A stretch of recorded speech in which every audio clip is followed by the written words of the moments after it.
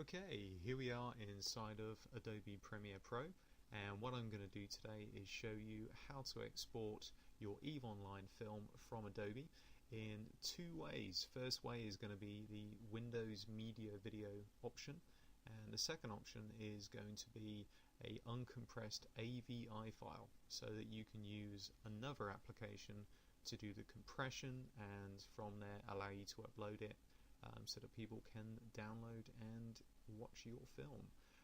Before I go into that, first thing I wanted to show you was, if you look down here in this timeline sequence, I have two Fraps files here, and one of them has a green line above it and the other one has a red line above it, and the green line and the red line represent what I've done to pre-render the file.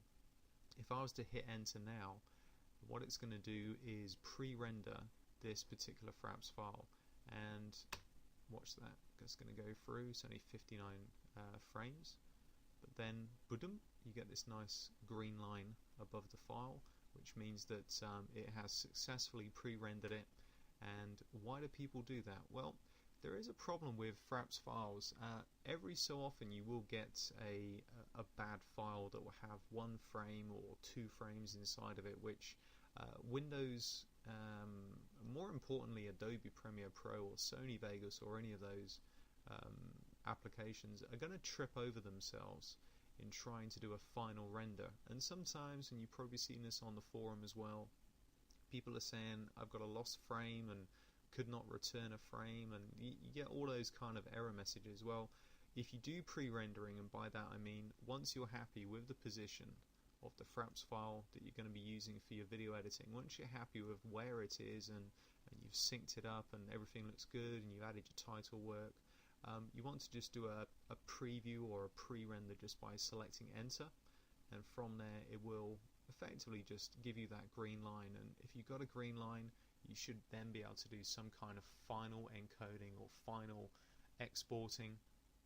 into another format so that it can then be compressed. And with that covered, let's go into the Windows Media Video options and see how we do it. Okay, so what we want to do with the timeline or the sequence selected is go File, Export, Adobe Media Encoder. Check that, and new window will pop up on the screen, and this will effectively give us the options for exporting the film in a Windows Media Video format. First thing to do is go to the format here and select Windows Media. The range, the work area. Now, actually, I should really go back there and fix that up.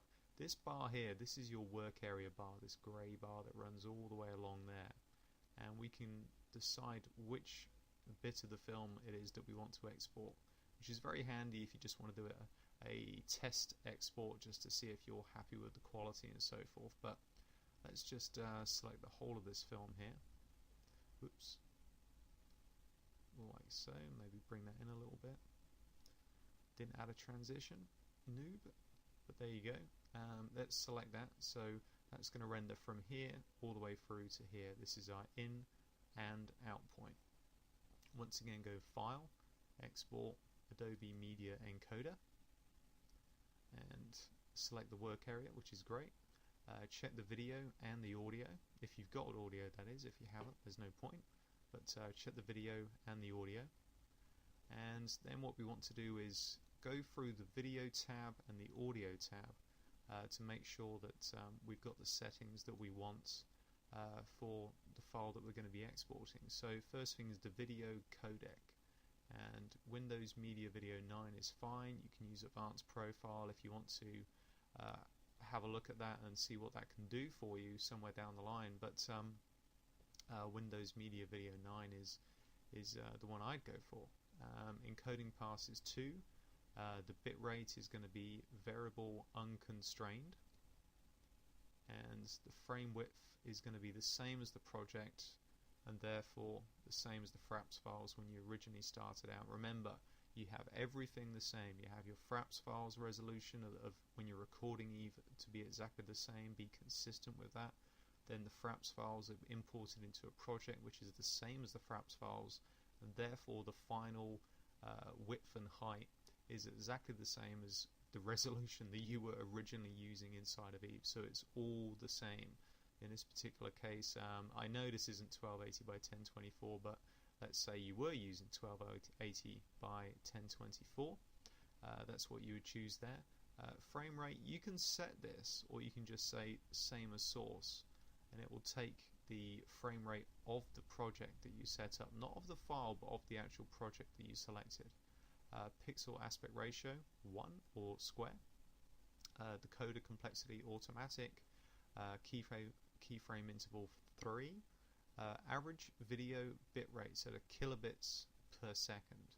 I'd actually say anywhere really from about 2,500, or even if you're running in a low resolution of like 800 by 600 or something, 2,000 would be absolutely fine for that.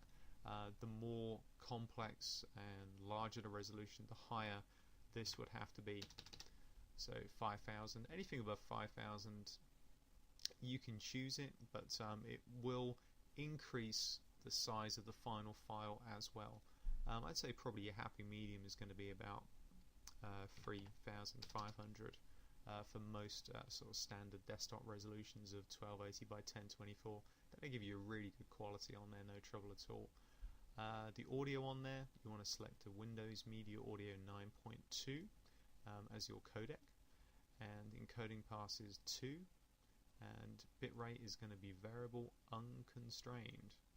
And your audio format, you want, well, as I've always said, you've got two options there. You've got 1280, you've got 128 by 44, or you've got 128 by 48. I would personally choose 48, but the difference is probably going to be negligible at the end of the day. Anyway, with those two set up, make sure you're happy. 2, variable unconstrained, same as the source, pixel aspect ratio, the coder complexity, and the average video bitrate, and then say OK. And you want to save that somewhere and render that out. I'll do that now and take a break, and I'll be back soon. Okay, I'm back, and this is what we've just rendered out. Let's take a look at it. So there we are. That's an EVE file rendered, frapsed, imported, and put into Adobe Premiere Pro, exported, and all of that good stuff. So that's pretty good. I'm kind of happy with that. Didn't take long to do at all, and that's how you do a Windows Media Video export. Now then, let's move on to our other option, which is an uncompressed AVI file. What we want to do is, once again, with the sequence selected, go File, Export, not Adobe Media Encoder, but Movie. Select that, and it'll ask you where you want to save it. And I'm just going to open up the options that we've got here. Now, first thing is file type, and you want that to be a Microsoft AVI file. Range to be, once again, work area bar. Add to project when finished, no need for that. Embedding options, none. And on the video options down here, compressor, none whatsoever. Color depth, just millions of colors, not millions plus, but just millions of colors. The frame size to be exactly the same, so in this case 1280 by 1024 of the project that we've been using. The frame rate once again to be exactly the same, in this case 30. Pixel aspect ratio to be square. Recompress, nope.